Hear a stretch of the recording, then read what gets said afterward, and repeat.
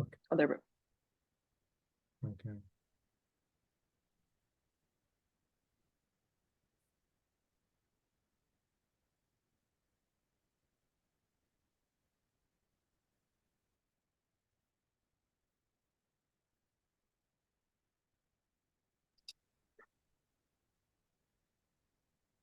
Right.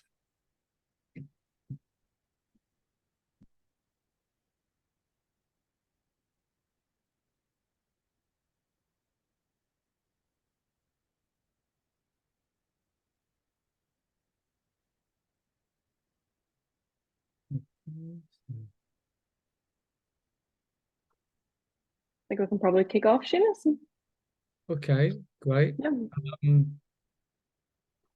I'm just having a little bit of difficulty seeing people coming in, so Okay. Let's see. Yeah, we can see there's people. Yep, people are joining now. So maybe we okay, can wait another minute sure. or so. Let's Why see. can I not see it on my screen? Well, I'm hitting the cursor at the top of the screen, and I think at the bottom, Seamus, the participants, yeah, it's and then it not pops up. coming up at all. Um, Let me see. Next, last few. Okay. Well, you just let me know. I just wonder if I disabled something. Let me look at my own. I've got full sharing rights and everything, haven't I? Yep. Yeah. Okay. That's odd. Just let me know when to get going. Yeah, but I think we can kick off now, Seamus. We've quite a few participants in, so let's get Okay. going. Okay. Right. Good morning. No, actually, what time are we? It's good lunchtime. Good afternoon, everybody. Welcome to the On Board webinar on the role of the non-executive directors, and conscious that some of you might be joining from other parts of the world, so it might be good morning or good evening, depending on where you're joining from. So I'm Seamus Gillen, and I'll be taking us through this next 90 minutes of the masterclass on the role of the non-executive director, the NED. I'm being joined today by Natalie from On Board. Martin cannot be with us today, and Natalie is taking the place of Martin. Will be able to explain what On Board does, and Natalie will be helping me out in terms of your comments and your questions and everything else. Let me just, whilst we're still waiting for people to join, let me just go through the housekeeping. All guests are muted by default. The way this particular webinar works is, can you please register your comments or your questions or your challenges or whatever by either the Q&A or that chat feature. So it's live all the way through, and there'll be a little survey at the end when we'll be asking you to give us some feedback on the masterclass. I want to make this really interactive, and therefore really will appreciate you getting involved and giving us your views. As I say, constructive, creative challenge, which is what you would expect in any good boardroom, is what we'll be looking for. So feel free to challenge as well. So just before we get going on the content, I'm just going to ask Natalie to remind us what On Board does, and we're very grateful to On Board for providing the sponsorship of this series and the platform to allow us to have these discussions. So thank you very much, Natalie. Perfect. Thanks, Seamus. Yeah, so anyone who hasn't heard of On Board prior to today, but I think quite a few of you have been on our webinars and masterclasses over the past few months. But we're basically a board meeting management and governance software company, and our goal is to inspire and enable board-led organizations to do their best work in the digital world.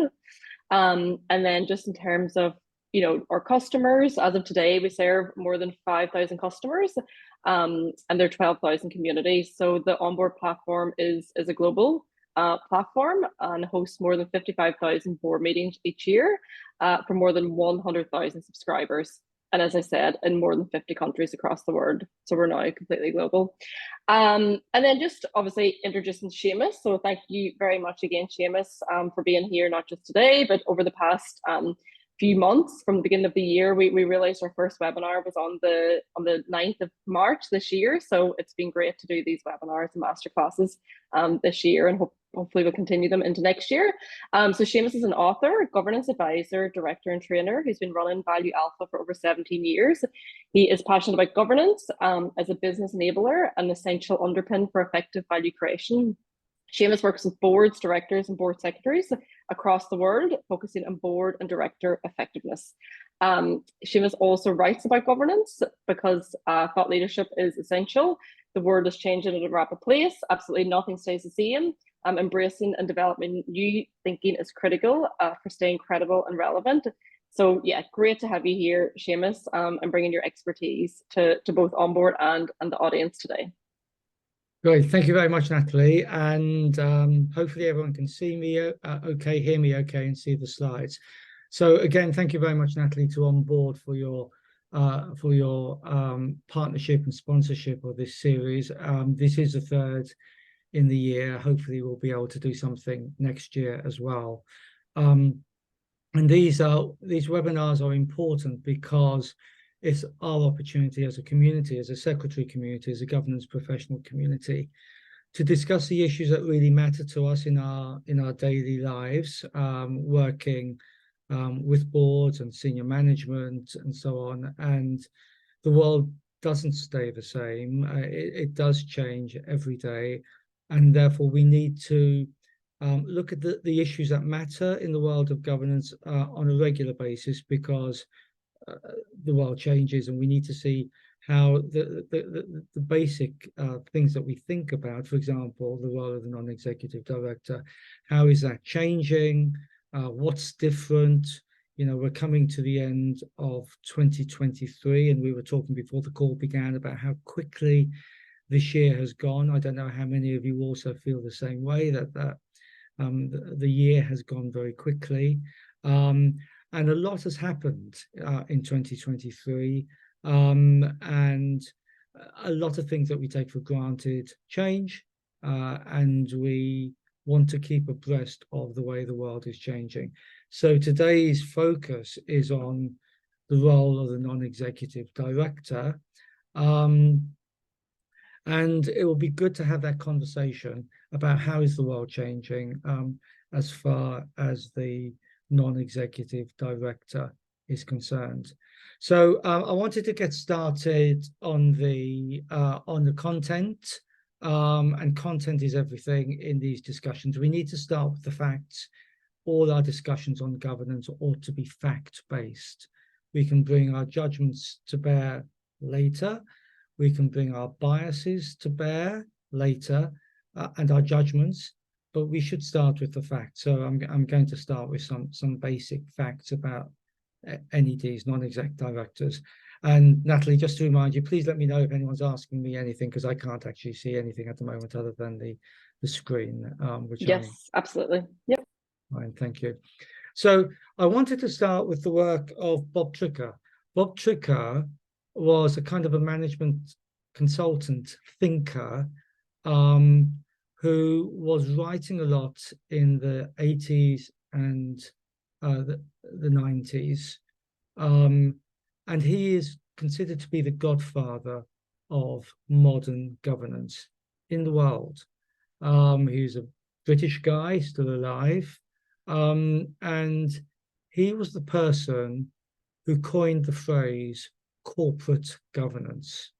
And so Adrian Cadbury credits Bob Tricker with the term corporate governance. And the term corporate governance first appeared in code in the Cadbury Code in 1992, which was the UK's version of what is now called the UK Corporate Governance Code.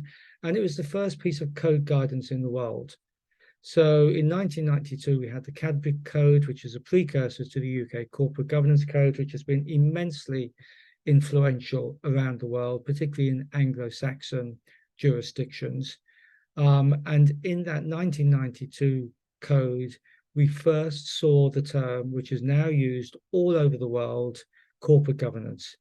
And that term, corporate governance, was coined by Bob Tricker.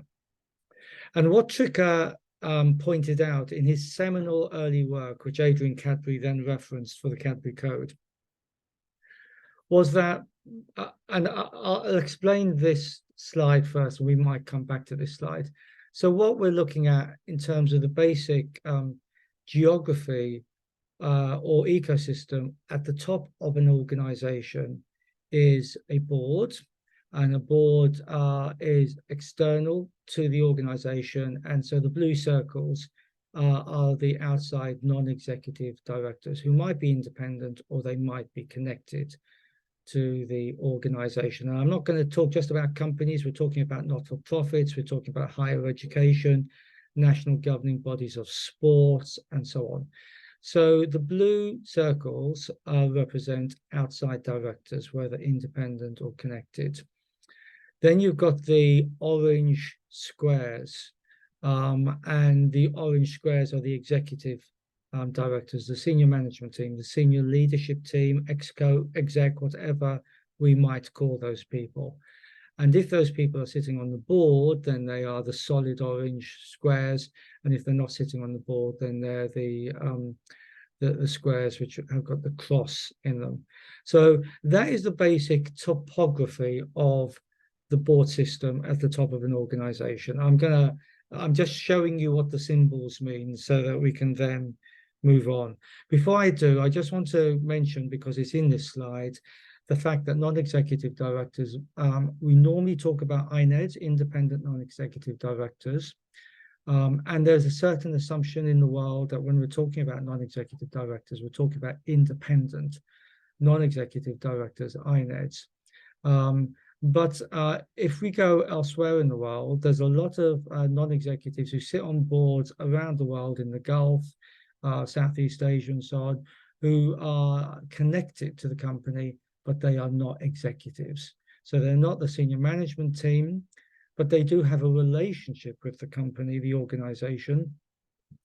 They might have had a recent contract with the organization. They may have worked recently with the organization.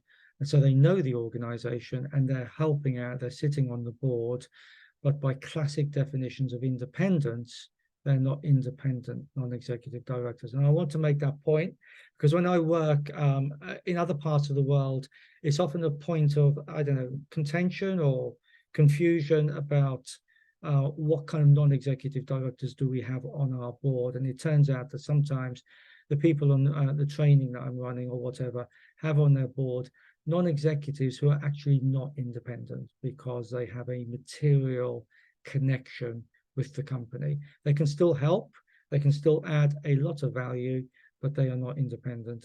And for the purposes of this discussion, we're probably going to talk for the most part about non-executives who are independent, i.e. they have not been on the board according to the classic UK Corporate Governance Code definition. They have not been on the board for more than 9 years.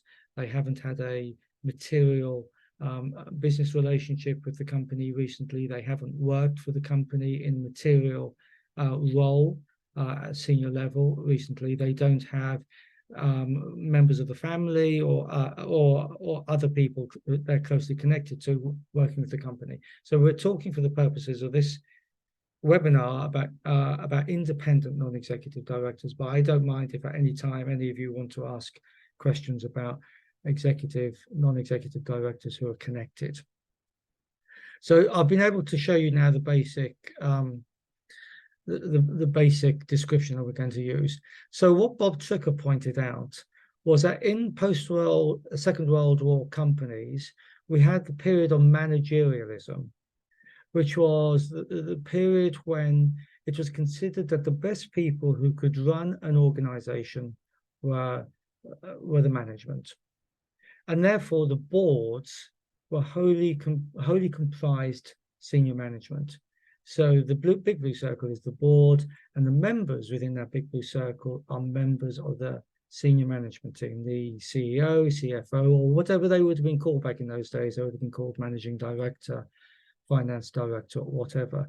But Tricker was the person who pointed out to us, in case we've forgotten, which many people have forgotten, or in case we never knew in the first place, that in the early days, boards were populated entirely by senior management because it was felt the senior management knew best.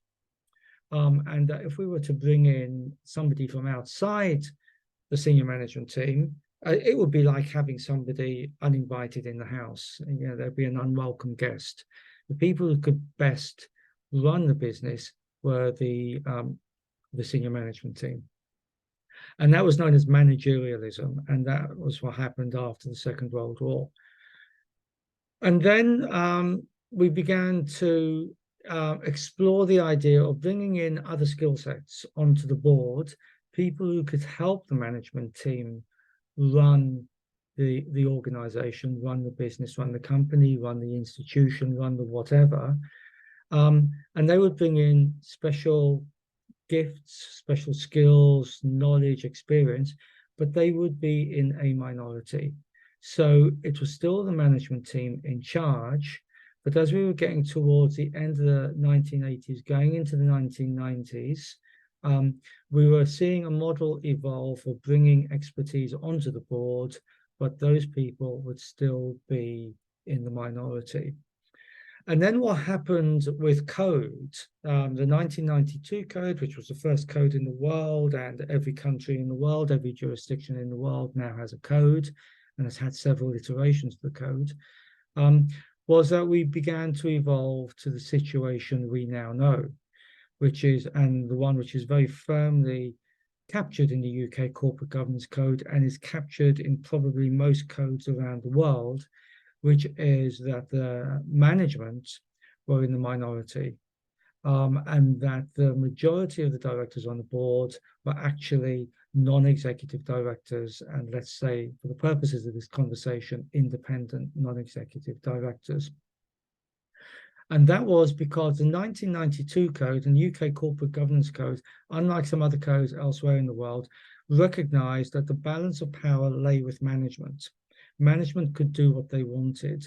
So lest we forget, the UK Corporate Governance Code is all about supporting non-executive directors challenge incumbent management. Now, the power relationship in other parts of the world is different. If you want to be a board member in China, you have to be a member of the Communist Party. If you are a board member in many parts of the Gulf, you are part of the ruling family of the royal family, or you'll be a major investor and you will nominate your directors onto the board. So in other boards, in other jurisdictions, the power relationship is different. If in certain parts of the world, the state is in charge. I have just come back from Mauritius, where I've been working with the State Bank of Mauritius, which is a state-owned Bank of Mauritius. And there, the government is very powerful, and the government has a very significant say in nominations onto the board.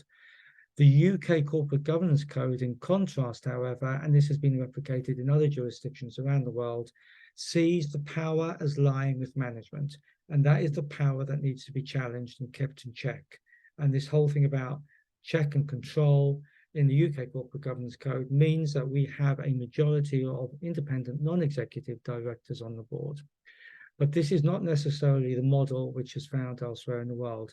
So, for example, in the Netherlands and in Germany, we have a supervisory board, and then underneath that you have a management board.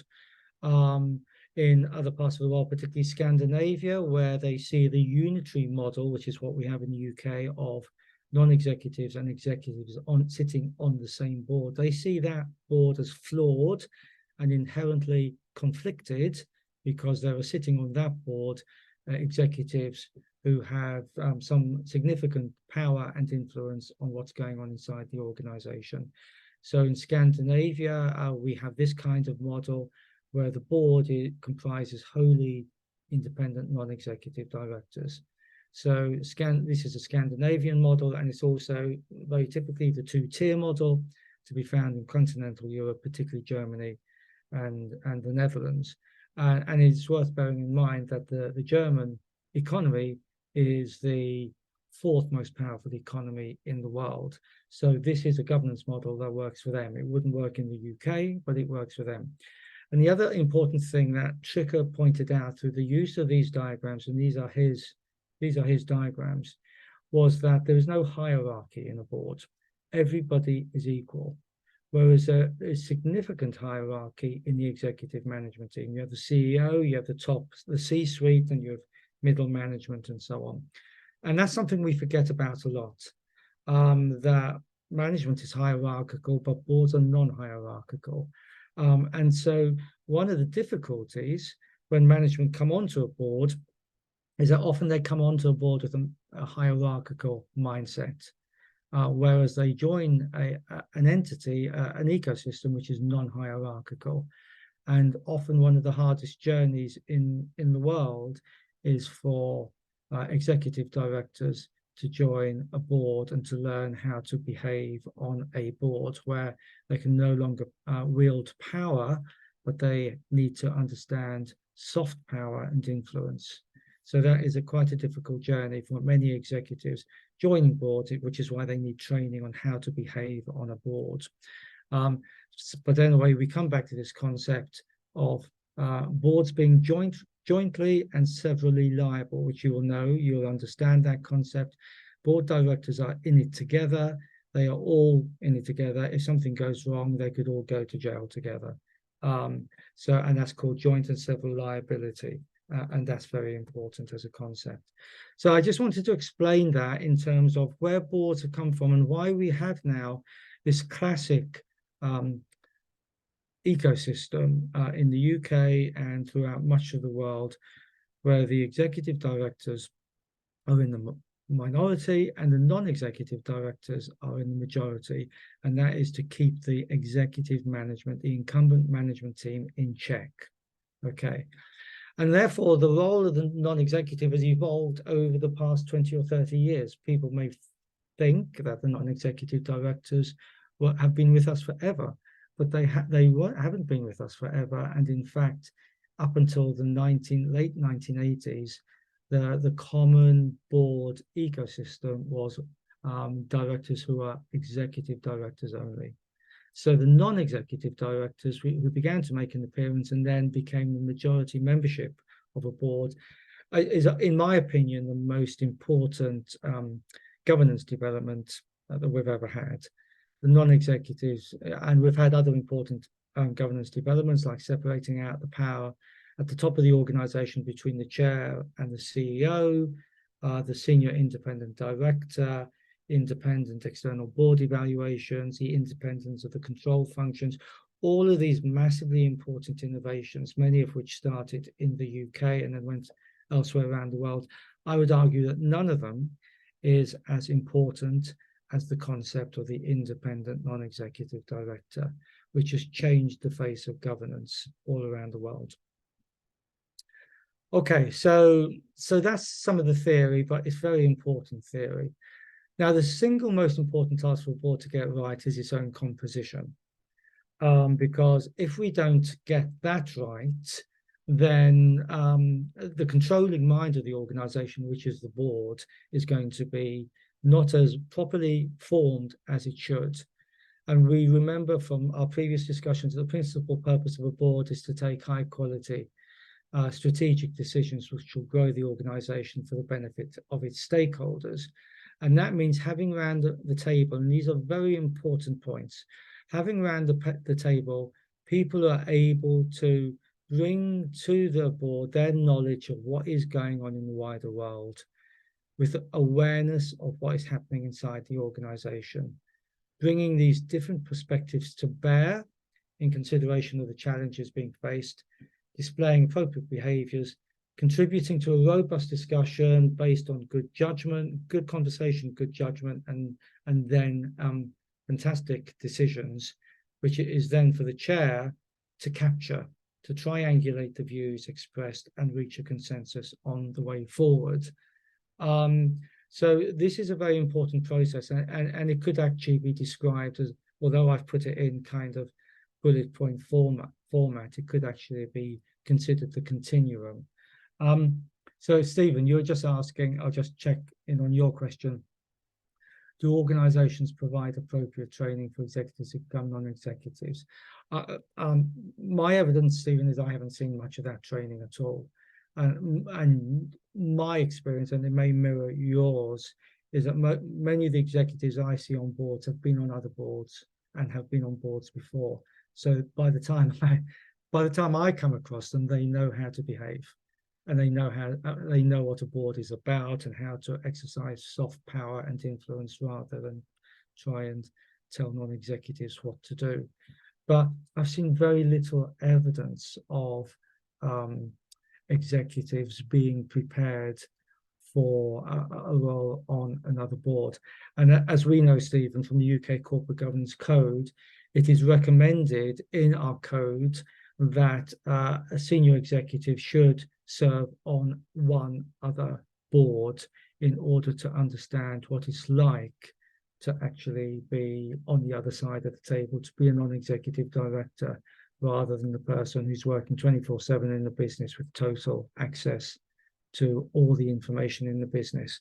So it's a good point, and maybe other people might like to comment on whether in their organizations they do have training to prepare executives who are coming onto the board.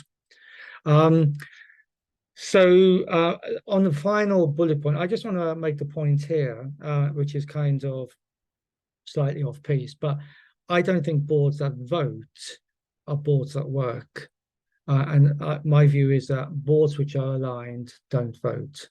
So they work on the basis of consensus, and it's the chair's job to get that consensus and not to vote. So I always worry when I see boards who are voting, who think voting is part of the democratic process. It may be part of the democratic process. I don't think it's good governance, but I'd be very interested to hear what anybody else thinks and whether you feel the same way.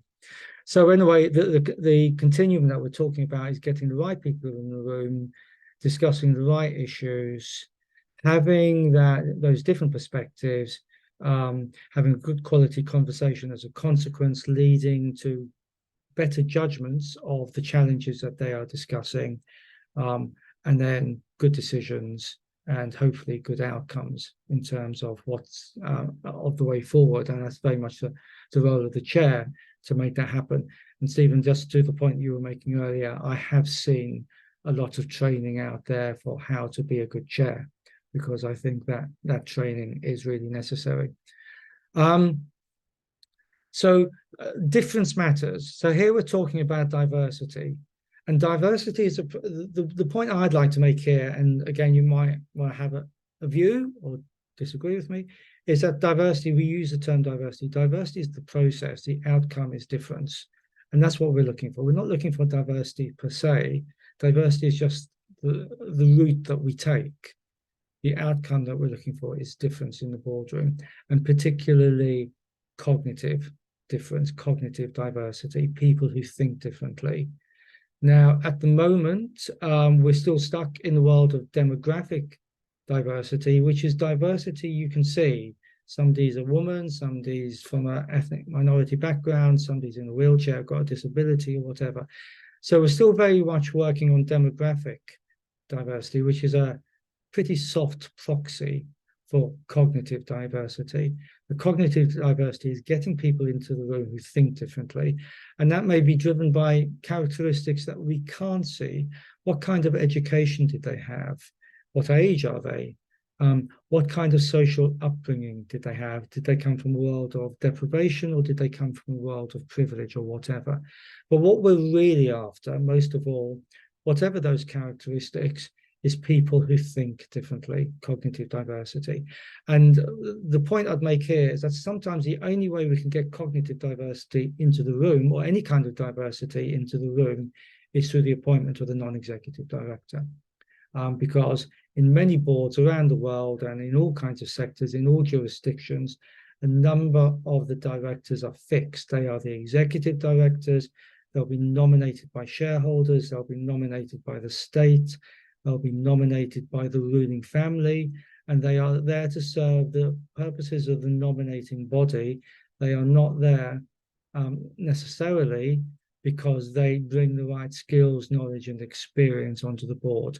And I've worked with a lot of boards like that. Joint ventures in particular are prone to that weakness. The directors are nominated by the two joint venture companies to protect their interests and safeguard their interests, and not for the benefit of the board and what the skills base and knowledge base required for the board to operate effectively is. So sometimes the only way we can bring difference into the room is through our non-executive director appointment process. Again, I'll be interested to hear any views or anything you might want to say. The point in the second bullet point for me is important that nevertheless, although we're after cognitive diversity, demographic diversity is still important in its own right, because that is representation.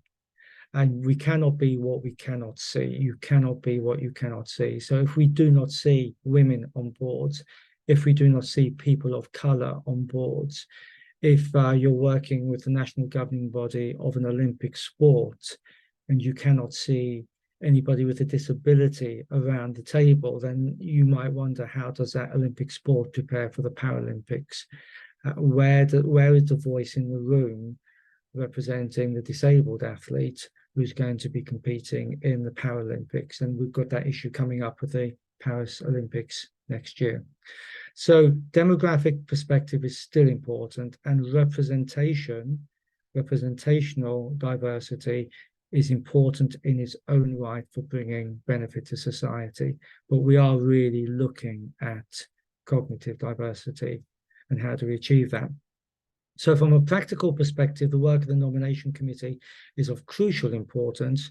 And if the nomination committee doesn't get this right, then the board, the organization, is already sowing the seeds of organizational failure. So when we're talking about the non-executive director, we need to be aware that we have to look at the way in which those non-executive directors are coming onto the board. And I would argue that the work of the nomination committee is probably more important than the work of any other board committee, including audit and risk, because if we don't get that membership right, then we start the organization, the board's work, with at least one hand tied behind its back, because it doesn't have the people in the room that we need in the room. So if we look at the UK, what does the UK Corporate Governance Code say? And I'm conscious that there are people from other jurisdictions on, but let's take one code, and the UK code is a good code. Not perfect, but it's a good code. And the principles there are in the UK code talk about the need for people to be appointed onto the board through a proper, formal, rigorous procedure with an effective succession plan in place, based on merit and with a clear and objective criteria in terms of what we are looking for. And principle K, the board and its committee should have a combination of skills, experience, and knowledge. Now, skills, experience, and knowledge, in my experience, working on board skills matrices, is just the beginning of the journey. It's by no means the end of. We don't create a board skills matrix simply based on skills, experience, and knowledge. There are many, many other issues around, like independence, diversity, as we mentioned, behaviors, and so on. And the role of the nomination committee, or the nom-com, is to make sure that that happens properly. And this is the guidance on board effectiveness, which I wrote for the Financial Reporting Council. And paragraph 87 says, being able to make a positive contribution is one of the key elements of board effectiveness. So we need the right skill set and the breadth of perspectives present in the boardroom. Now, I wrote this guidance back in 2011. I'd write it differently now. The world has moved on. Today is a different day. And I think we need to revisit the guidance. And I think the Financial Reporting Council is going to revisit the guidance, and it will be saying different things in the next version. So there, the 2011, and this is a 2018 version of the guidance, talks about diversity in the boardroom. And it makes actually a very good point in paragraph 88, which is to say the shareholders in the case of corporates, but let's focus on stakeholders. Stakeholders might need to be consulted on what kind of people they want to see represented on the board of an organization. So that might be particularly important on the board of an organization with a social purpose, like a not-for-profit charity. I do a lot of work in higher education with universities and the University Council. It comprises members of the community around, from the councils, from the community, members of faculty, students, and so on. These are all stakeholders, and it may be that we want to ask stakeholders who do they think they want to see on the board of the University Council. And getting the executive pipeline is also important. And that's going to apply to those members who are going onto the board through the executive management route. So we shouldn't forget also that part of the ecosystem is the executive pipeline as well.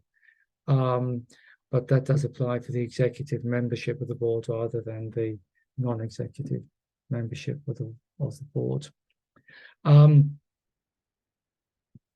Stephen, I see you put something in there on voting. Let's come to that later. I'll just carry on here for the moment. Thank you. Again, paragraph 90 makes an important point that I believe governance professionals should be working with the HR department, or whether the chief people officer, chief talent officer, whatever we call that person, in board appointments, because the governance professional is the expert on the board, but the governance professional isn't necessarily the expert on people. And I think it works best when the secretariat and the governance professional works with the people or the talent or the HR department inside the organization and leverages those skills when they're making board appointments. So bringing into the process people inside the organization who have the skills around people recruitment. And the ways in which we can get that diversity into the room is outlined on the second half of that slide. So some of that is to do with the executives, and then some of it is to do with the non-executives. So, for example, the commitment to more diverse shortlists and interview panels, and the guidance talks there about women, but we could be talking about many other characteristics being brought onto the board. And for example, in the Gulf these days, and in places like Mauritius and so on, there is now a requirement, certainly for listed companies, that shortlists should have, for example, at least one woman on the board, one woman on the shortlist. And I think in Dubai, Abu Dhabi, and elsewhere in the Gulf, there's now a requirement on listed companies for there to be at least one woman on the board. So not just on the shortlist, but actually on the board itself. I was working with the board in Bahrain not so long ago, and they had one woman on the board, very accomplished businesswoman, and they explained to me that they'd done their bit for diversity because they had a woman on the board. And I had to encourage them to think again about how they understood the concept of diversity. It didn't stop with just one woman. Maybe there are other good women around that they could have on the board, and other characteristics that they could have on the board.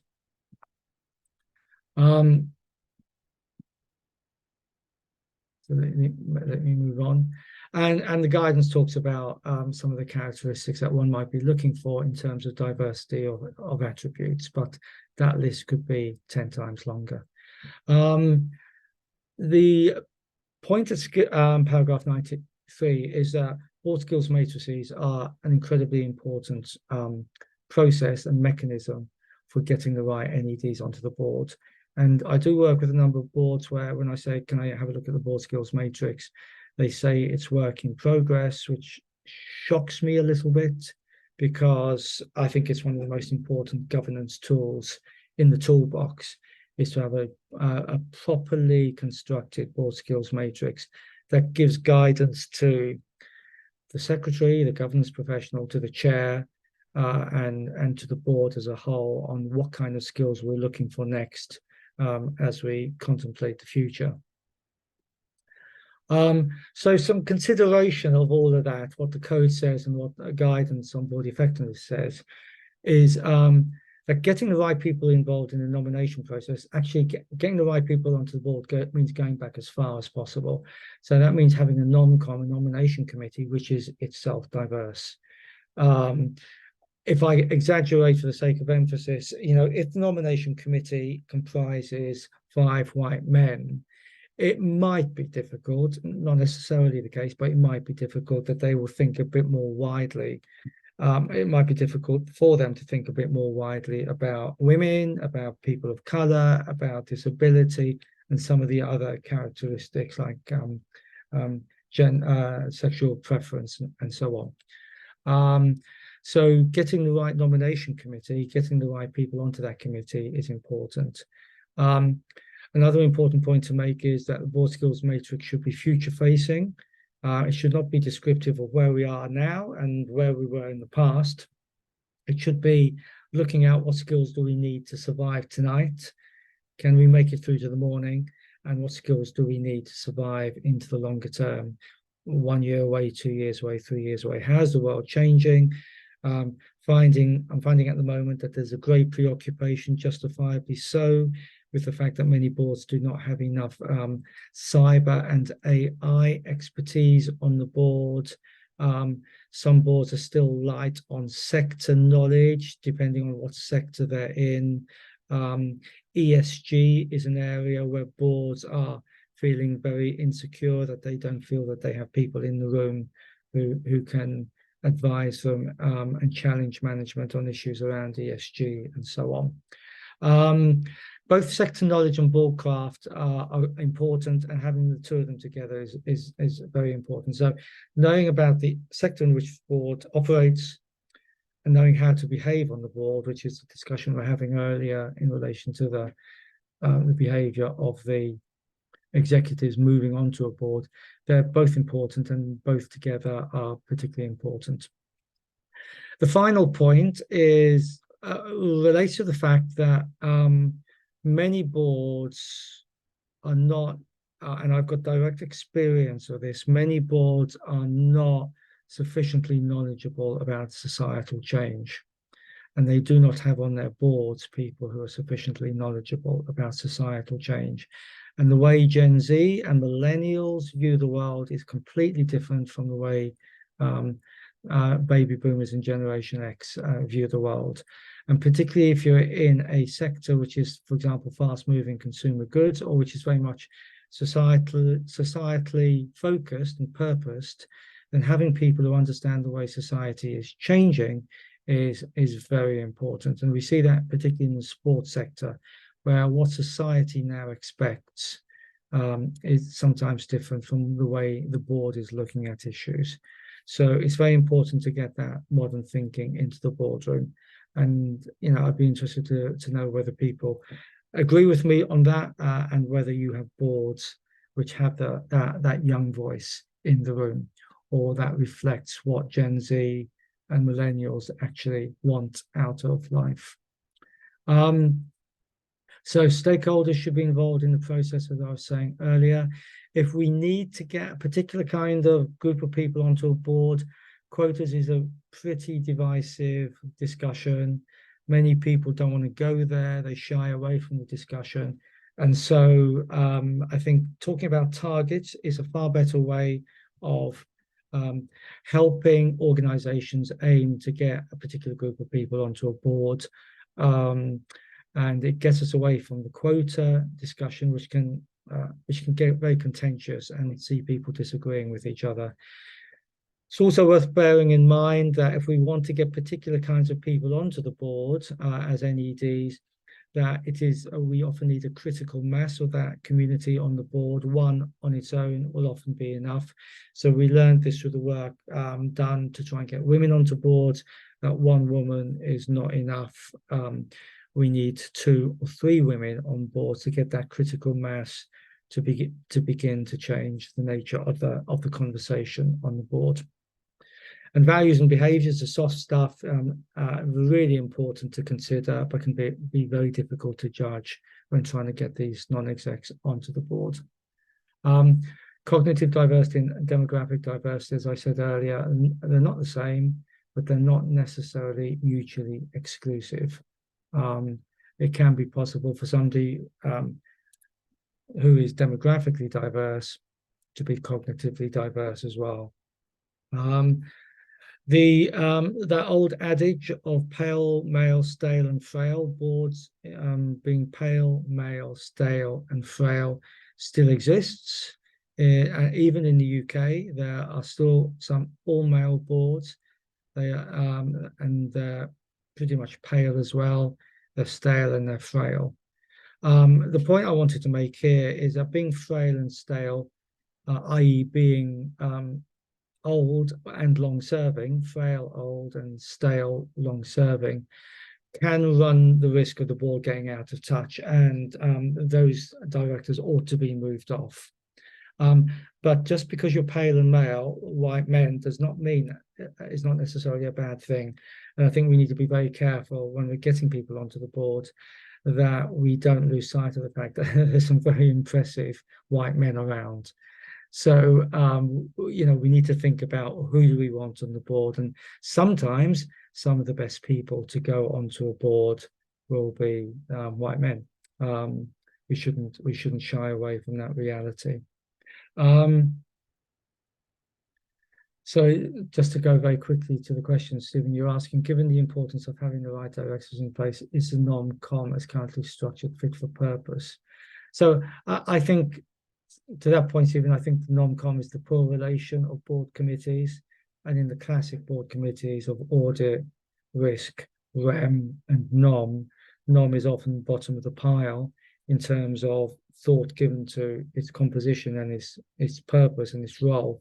Whereas, as I would contend that it should be the top of the pile. It's the most important board committee. And since we're on the Q&A, Stephen, you're saying voting per se should be a standard feature of boards. That voting per se should be a standard feature of boards for the reasons you said. I don't know if you mean, Stephen, that voting should not be or should be, but where specific, in my opinion, where specific resolutions are required, they invariably formal can ordinarily be taken outside of physical meetings by written board resolutions, absolutely. And contrary to what many believe, it would appear that in the UK, one can pass a board resolution by a simple majority vote as opposed to on the basis of unanimity. But it's the articles that determine that. Absolutely, Stephen.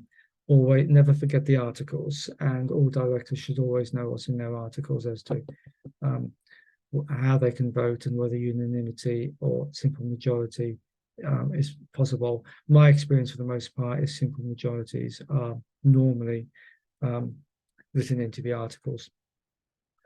Okay, so there's some points that I just wanted to register before we go on to talk about the NED. And in my book, I put this diagram as the ideal combination. I don't know whether I want to change that. I don't know whether I'm sure there is a more complex way and sophisticated way of talking about the kind of people we want inside the boardroom. But I thought the three critical component parts, which should feature in the board skills matrix, which will be a far more sophisticated document, is knowledge of the sector, which is indispensable, independence, which is a duty to the entity, and a commitment to the entity before all else, before the interest of nominating investors or executive management or whoever, and also an ability to understand how to operate on a board. And I've worked with a number of directors for whom that almost is the most important thing, that they want to be with people who understand how a board works. But the board skills matrix would be much more sophisticated than that.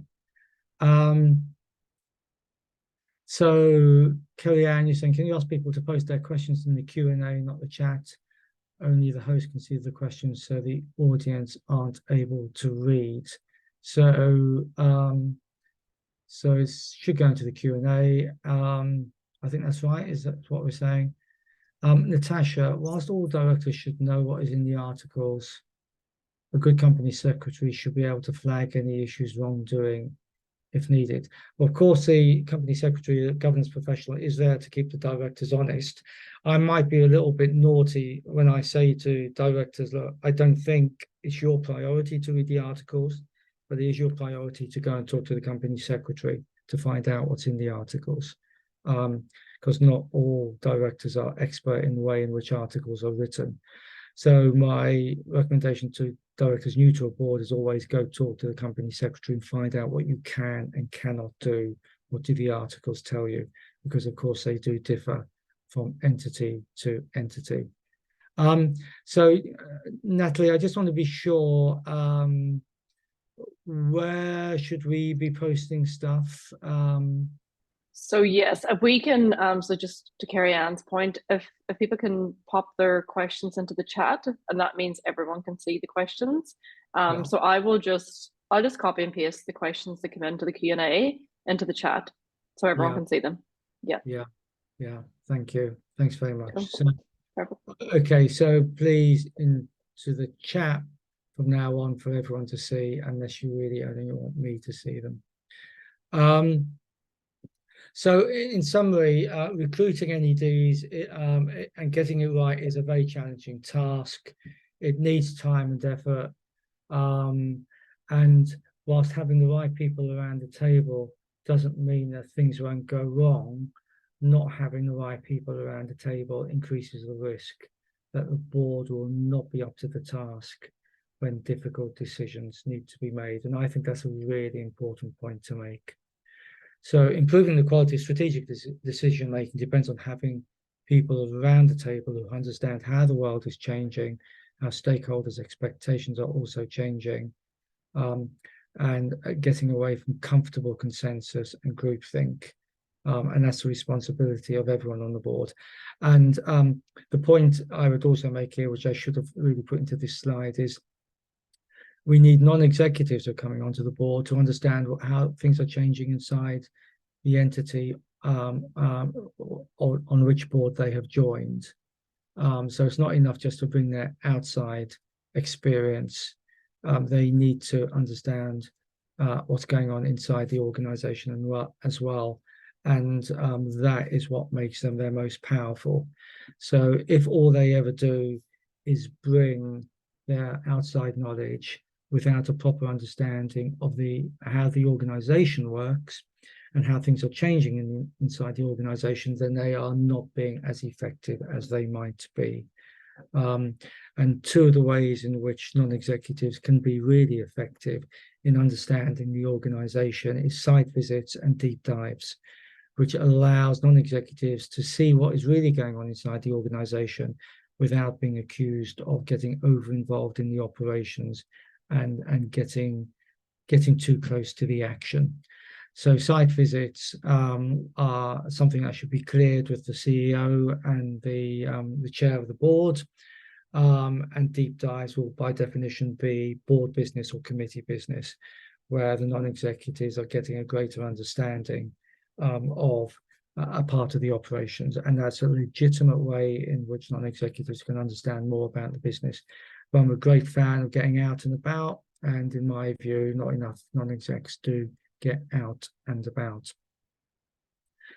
Now, the role of the non-exec, there's about 6-7 slides here. I'm not going to spend too much time on this because we did do this in the webinar 3 weeks ago. And this is lifted directly from the Chartered Governance Institute's good practice, arguably best practice guidance on what is a non-executive director expected to do. So hopefully a number of you on the call are members of the Chartered Governance Institute or can otherwise gain hold of the guidance note on the role of the non-executive director. But this is what that guidance says. And then we'll go on to we'll go on to talk about some of the issues that come up as a result of all of this, and maybe then I'll take the screen down. Or I can keep the screen up, but in any case, we'll have a discussion about all of this stuff. So what does the guidance say a non-exec is there to do? To constructively challenge and help develop proposals on strategy, which strategy is where value gets created inside every organization. Most boards I know don't spend enough time on strategy. And so that is where non-executive directors are normally very, very good, and they love doing strategy. So they should be allowed to get involved very much in the discussions on strategy. Scrutinize the performance of management. Of course, we'd call that oversight. As we all know, oversight is a very loaded word. It's a contronym. It can have the opposite meaning depending on context. So oversight means seeing everything. Oversight can also mean missing something. So it's an oversight. I missed that. I didn't see that. So we have to ensure that we have a board which sees everything it needs to see rather than misses stuff. So we need to be very careful about the use of the term oversight. And we find often that organizations that get into problems have a board which had the wrong kind of oversight. They missed something. Something was going on with the culture or whatever, and they missed it. And suddenly the organization is on the front page of the newspapers. And if in particular it's on the front page of financial newspapers, then that really is bad news. Satisfying themselves on the integrity of the controls regime, massively important. And of course, we should always have inside every organization independence in the controls, in the control functions. So the control functions principally risk management, internal audit, and compliance. So taking it in terms of the three lines, the three lines model, compliance and risk management are the second line of defense, and then the third line of defense is the audit function, internal audit and external audit, and they should always be reporting independently to the non-executives on the audit committee and the risk committee, and into the board, and with a very limited relationship to the management. So they need to satisfy themselves that those systems are in place, and that, for example, at the end of risk committees or audit committees, that management is effectively asked to leave the meeting to allow members of the control functions to talk directly to the non-executives about what is really going on inside the business. Hopefully that's the same as what management told them in the meeting, in the committee meeting, but that is the golden opportunity to allow the control functions to tell the non-executives what the state of play is really inside the organization. Of course, determine appropriate levels of remuneration, but also get involved in succession planning. I find boards generally pretty negligent on succession planning, and many of the boards I work with haven't seen a succession plan for senior management either recently, i.e. in the past year, or ever. And I have to point out to those boards that they are in breach of their fiduciary duty, which they don't like me telling them, but I do believe it to be the case, that they're in breach of their duty if they are not taking an interest in senior management talent, the talent pipeline, and succession planning in the work of the board. That might go into the work of the remuneration committee, which is increasingly looking at senior management these days and middle management. But it's surprising the number of boards that don't know about the succession plan for their management team. And as I say, I think that's very much a breach of duty. Non-exec should also stay up to date. Today is a different day from yesterday. Tomorrow will be a different day again. And directors who don't agree with that should be got off the board as quickly as possible, because the world is changing and society is changing. We need to understand how that impacts the work we do inside our organization. Ethical leadership, high standards of integrity and probity, important.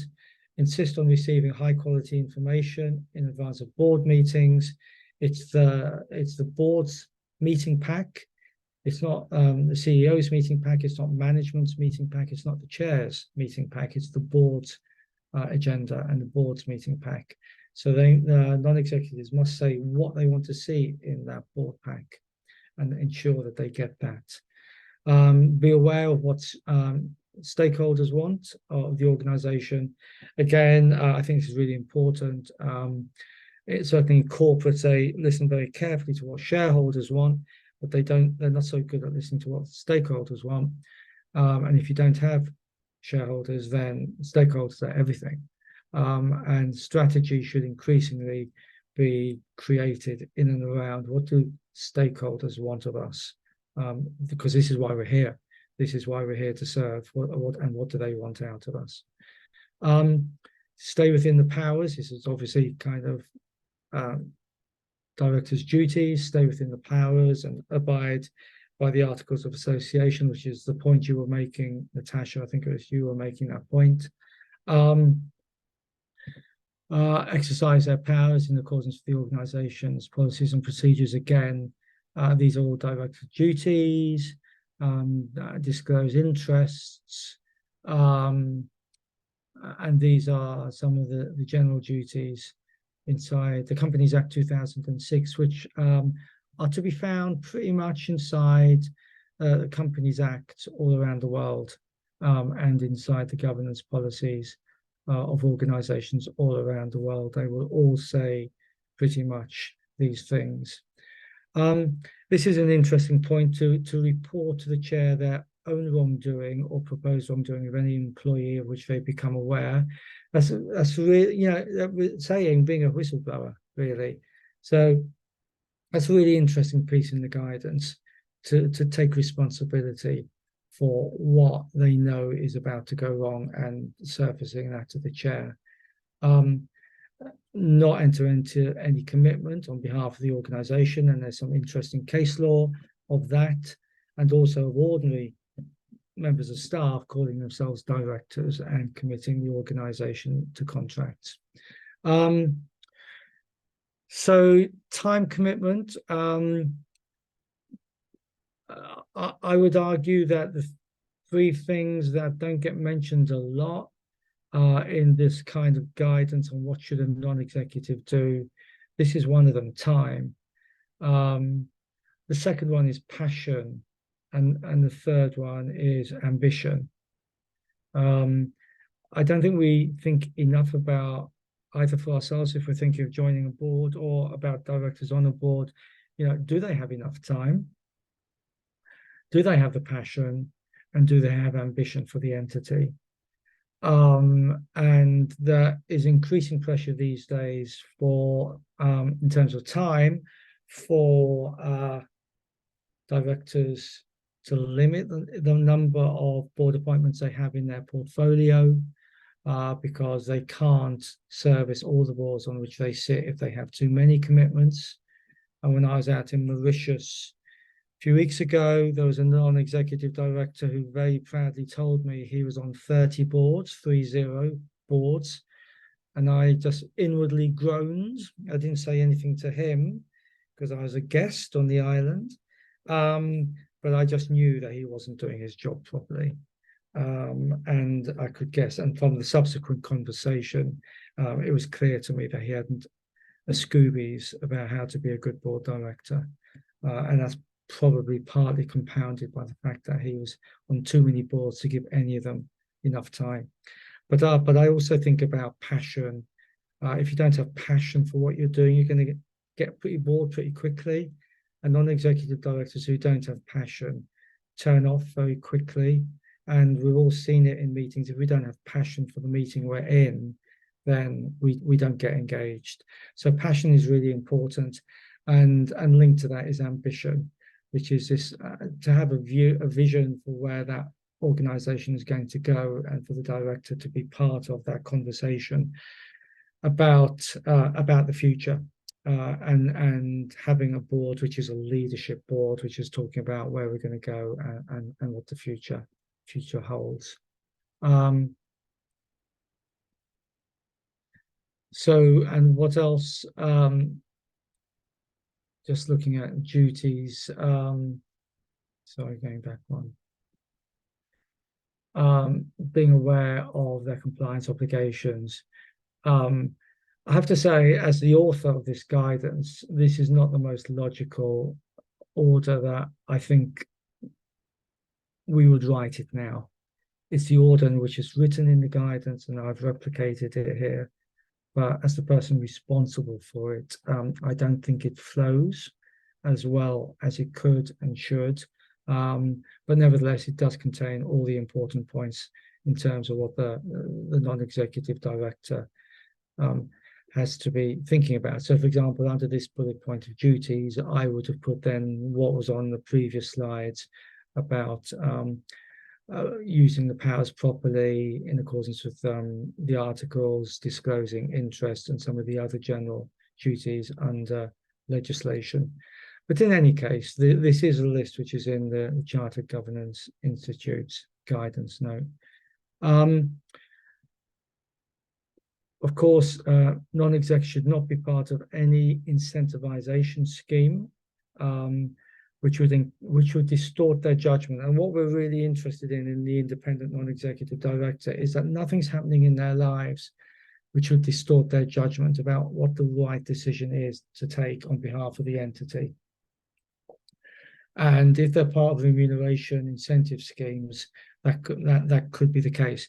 That does not mean that they shouldn't, if they're in a commercial organization which has shareholders, that they shouldn't own shares, because owning shares aligns them with the interests of shareholders. So owning shares is okay, but being on any other incentivization scheme, like a bonus scheme, like the pension scheme or anything like that, is a direct conflict of interest and should not be entertained.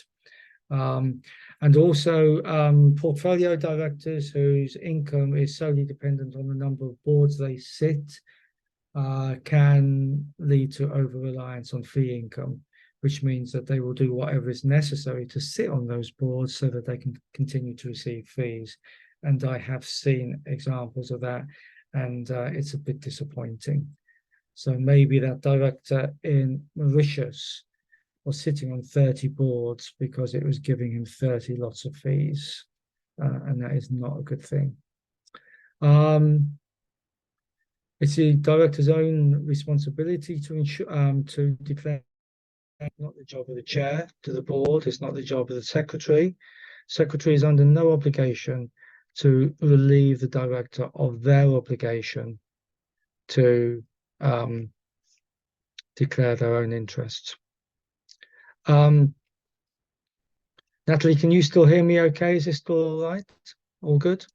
Yes, all good from my end. Yeah. Natalie, Can you hear me?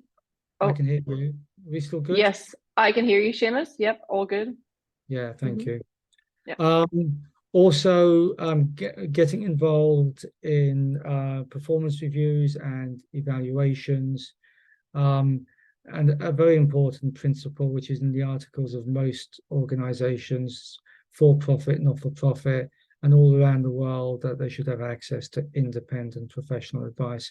And that often should be procured through the company secretary to ensure that is properly managed. The top bullet point, there's something went wrong with my screen, so I wasn't sure if you could hear me, but on the top bullet point, we make the point that if a director is conflicted on a regular basis, he or she is probably on the wrong board and probably ought to get off that board. Or from another perspective, if a board finds that one of its members is regularly conflicted, then they should take the necessary steps to remove that director. And most organizations' articles give the board the power to remove a director from the board. Normally, there will be in the constitution and the articles, particularly in the corporate world, the right for the AGM, for the investors, or whatever the constitution says, to appoint directors to a board or to remove them. But often inside the articles, there's also the ability of the board themselves to remove a director from the board. And if they've got a director who's consistently being conflicted, then that doesn't work. That director should get off the board. So some kind of thinking around all of this. This takes us away now from the formal guidance or the soft guidance, which is in the Chartered Governance Institute best practice note. Let me just very quickly have a quick look at the chat. Yeah, we're sending out the slides. So if you can't write as quickly as I'm speaking, don't worry about that.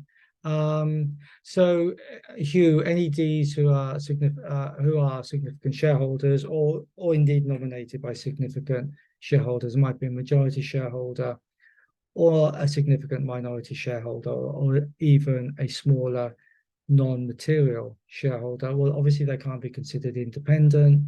They may be able to contribute to the conversation. They could very well be very good non-executive directors, but they will not be independent non-executive directors. So certainly in the UK and in many jurisdictions, the emphasis is very much on independent non-executive directors.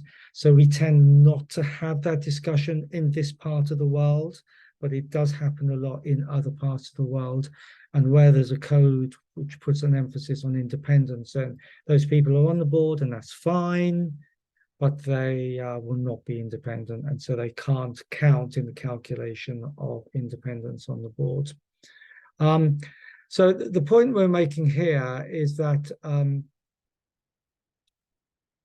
boards need to have people who have individual spikes of expertise. It might be AI, it might be ESG, it might be customer retail, it might be societal change, it might be what a particular group of stakeholders wants or needs from the organization.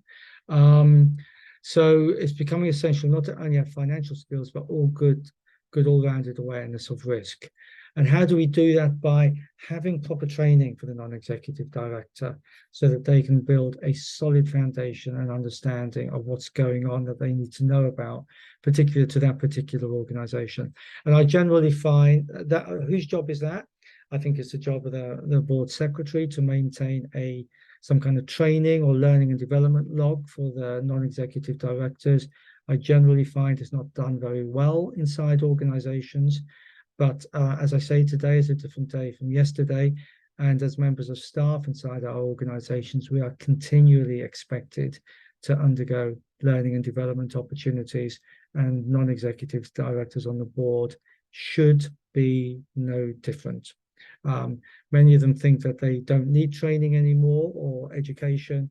Well, the director who thinks like that is the director who is bad news for that particular board.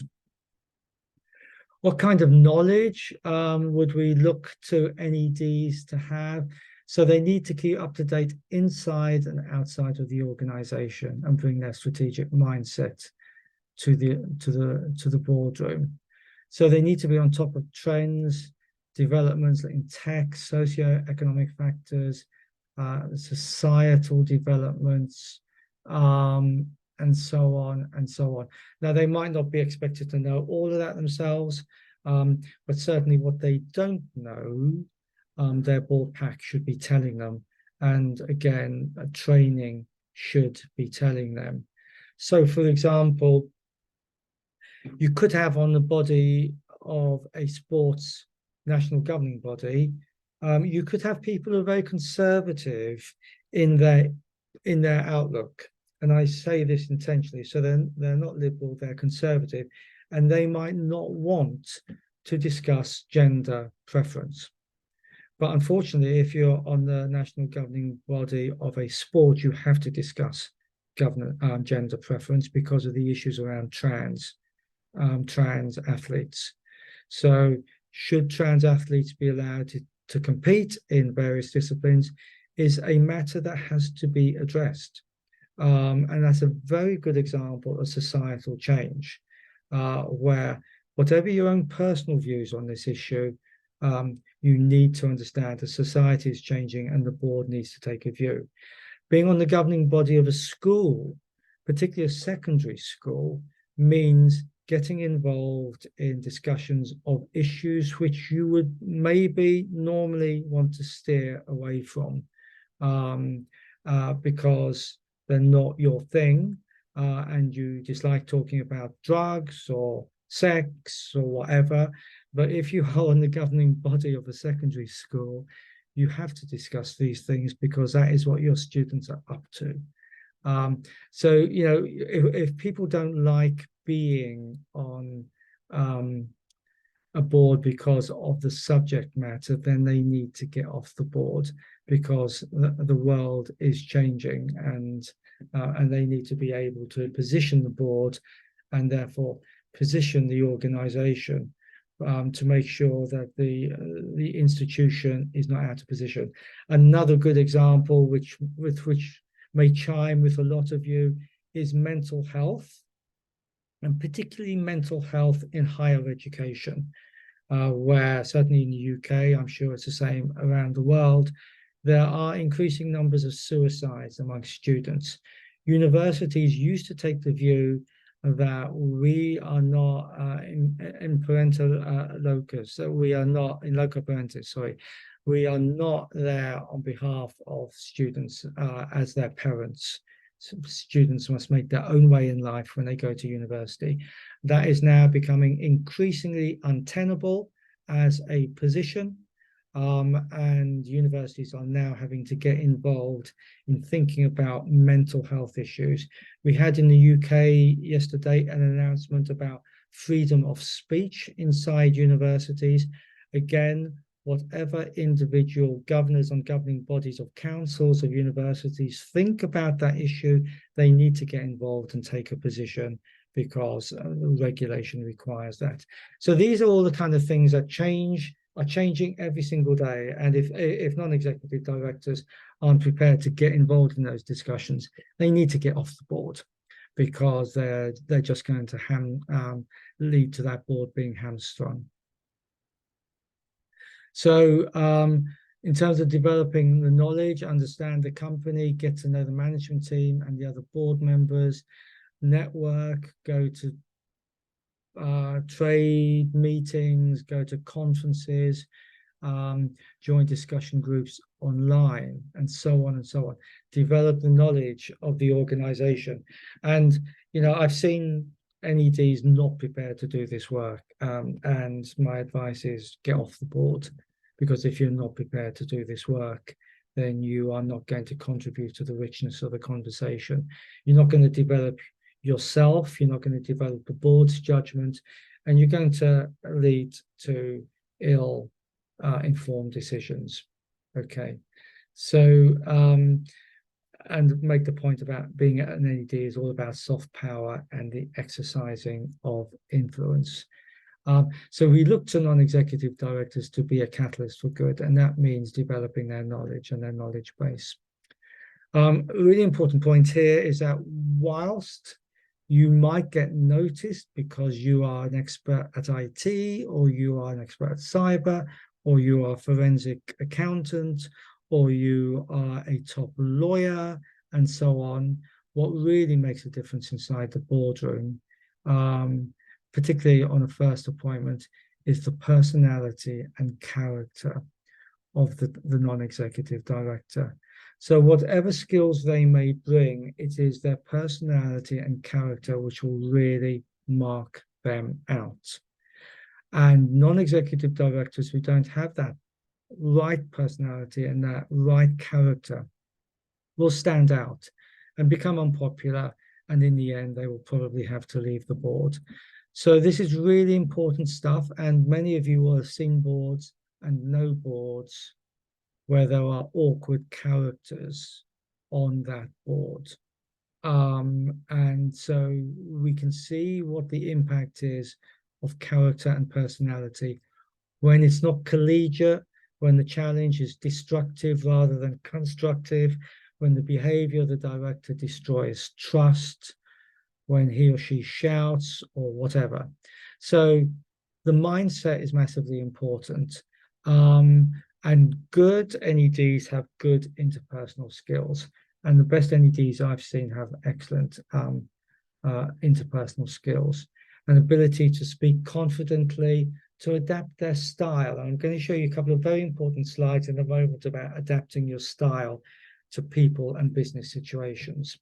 By the way, we've got 10 minutes left, guys, and the way the electronics work on this webinar, I can't take the slides down and have everybody on screen talking. So if you've got any more comments, please put them into the chat box so we can deal with them before the webinar ends. So good NEDs, courageous, have a strategic mindset with an ability to switch from detail to big picture. But most importantly, they're curious, empathetic, diplomatic, with an ability to listen and understand other people's views.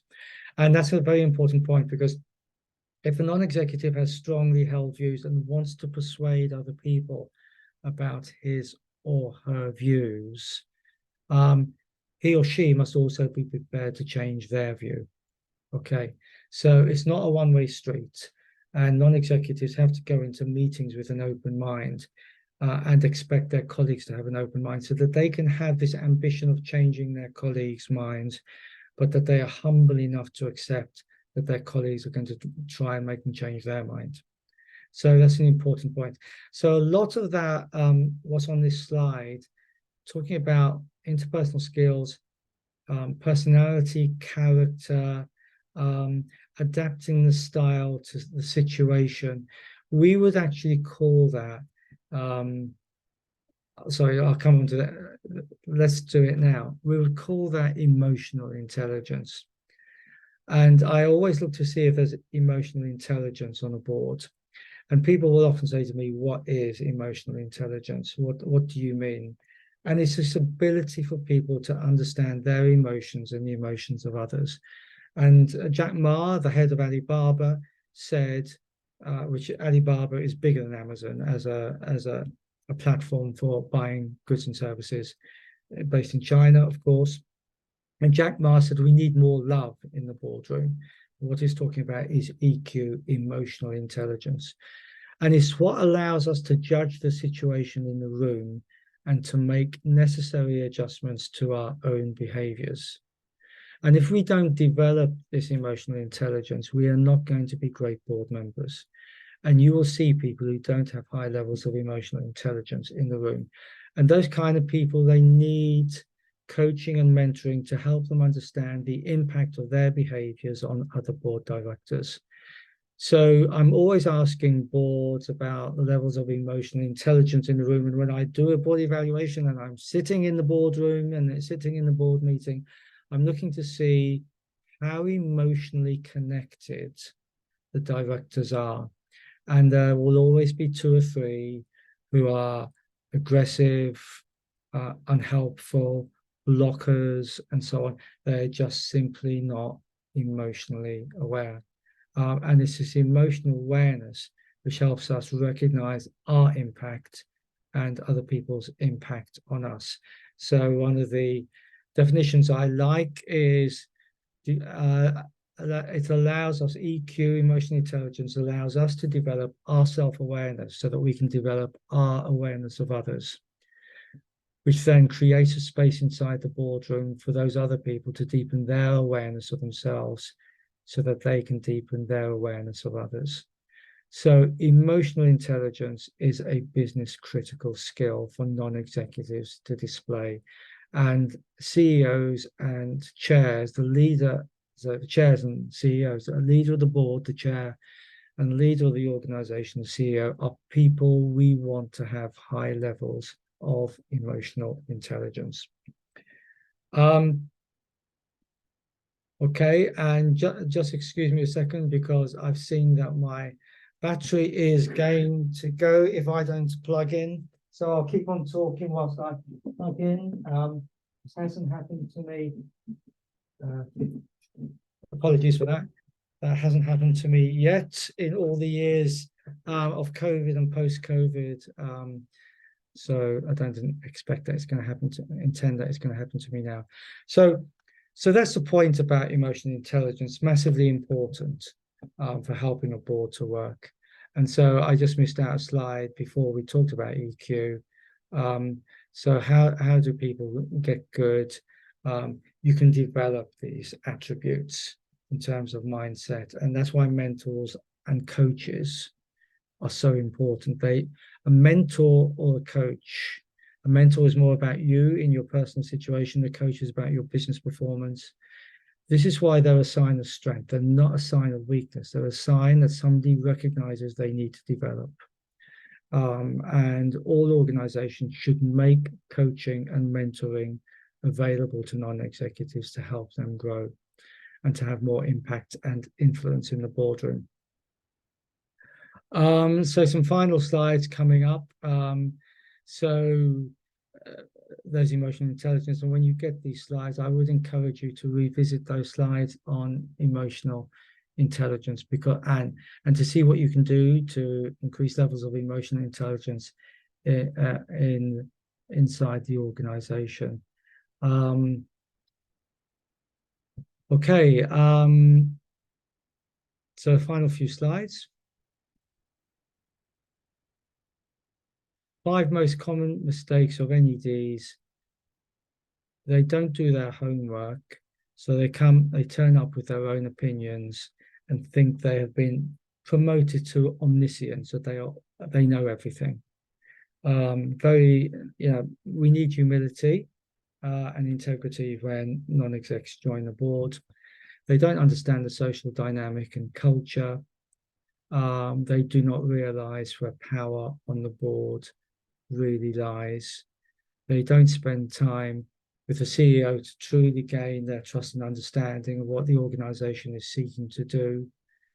And they don't understand that there's only really 3 questions, and I could have put this in the Chartered Governance Institute guidance, really. There's only 3 things a non-executive needs to do is this organization performing for its stakeholders? Is the environment healthy? And do we have the right CEO? And ask those questions and answer those questions, and we're pretty much going to have an NED who's doing their job. Now, Natalie, I know you want to launch the poll before we finish, and it's 3 minutes before the end of the webinar. I hope people have enjoyed this. But Natalie, do you want to go ahead and launch that poll first before we do anything else? We can do that. Yes, no problem. So we'll get Darren in the background to launch that poll. So this is basically just a short survey on how you find the Atlas webinar and masterclass series. So just 1 to 5. And then also, if you would like a follow-up from onboard, we can get one of our governance experts to reach out to you afterwards and set up a meeting. Or if you just like a brochure, you can let us know, and we will be in touch after the webinar. So, Natalie, which is good? 5. 5 is best. And yes, 1, sorry. 5 is best. 5 is great. Yeah, exactly. 5 is great. 1 is I'm not going to get that 1.5 hours back in my life. Exactly. So if you wouldn't mind just voting on that, how you found the series. We've had 3 in the series, and would you like to hear more from or have a conversation with onboard, who have been really excellent at providing the platform to allow this series to happen and to allow all of us to benefit from this conversation. So thank you very much, Natalie, and the board team. So we've got a couple of minutes. I'm delighted that we're actually going to probably finish on time. It's always nice to finish pretty much on time. So is that good? Are we? I think we're all good. Yes, that's it. Cool. That's that part Great. done. So you can continue, Seamus, and then yeah, we've 2 minutes left. So whatever you can wrap up in 2 minutes. Thank you. So and so the final slide, the mindset and behaviors of great directors. They think like an owner. They know their organization. When necessary, when fire breaks out, they run towards the fire. That's the role of the non-executive, to run towards the fire, not run away from it. They take charge of their priorities and the work that they do. They get a good CEO on board, and they make sure that they protect their own authority and their independence. And that's what a good non-executive does. So Mark says you didn't say you didn't want any further involvement with on board because Mark already uses them, and says they're excellent. So there you go. That's a nice piece of feedback for you, Natalie. And exactly. Yes. Sorry about that. Yeah. So thank you very much, Mark, for that endorsement. So just to finish off then, so we've got a minute left. I just want to go through the. No, we're done. We're done. So you're going to get a copy of the slides, and please read through them a bit more slowly and reflect on them. And you might want to use those slides internally to develop a conversation internally with your board or within your governance community about how you get the most out of your NED, your non-executive director. Listen, guys, it's been fantastic to be with you. Thank you very much for the questions and the observations. Really appreciate it. Hope you've enjoyed the series. Hopefully we're going to be back next year and do some more on this. It's been great to see you. And on behalf of On Board and myself, I'd like to wish you all a great Christmas and a happy and healthy New Year. And look forward to catching up with you. And let's all stay in touch. And please get in touch with On Board in particular, so that they can talk to you about how they can help you in the work that they do. So lovely to see you guys. And good luck. And as I say, happy Christmas and good luck in the new year. See you then. Take care. Thanks, Seamus. Thanks, everyone. Bye. Bye for now. Thanks.